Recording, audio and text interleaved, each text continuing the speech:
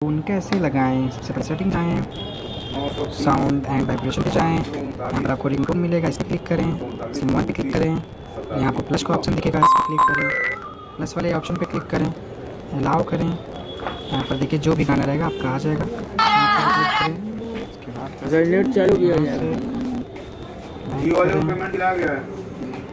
और आपका रिंगटोन लग गया।